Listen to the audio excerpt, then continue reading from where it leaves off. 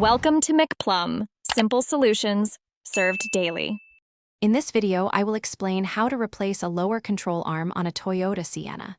First, ensure your vehicle is safely lifted and supported on sturdy jack stands.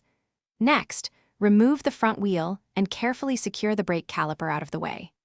Finally, you will need to loosen the various mounting bolts and nuts that hold the lower control arm in place, preparing for its removal.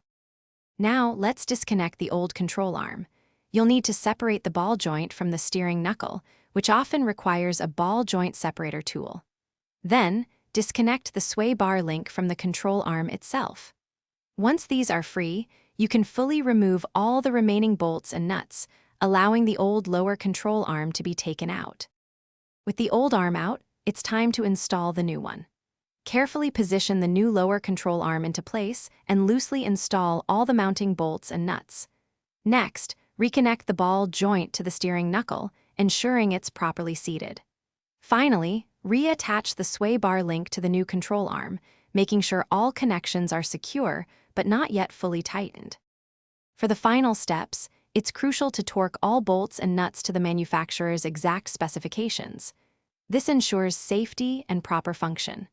Reinstall the wheel, then carefully lower your vehicle back to the ground. Remember, after replacing a lower control arm, a professional wheel alignment is highly recommended to maintain proper steering and tire wear. Thanks for watching. Stay juicy and subscribe.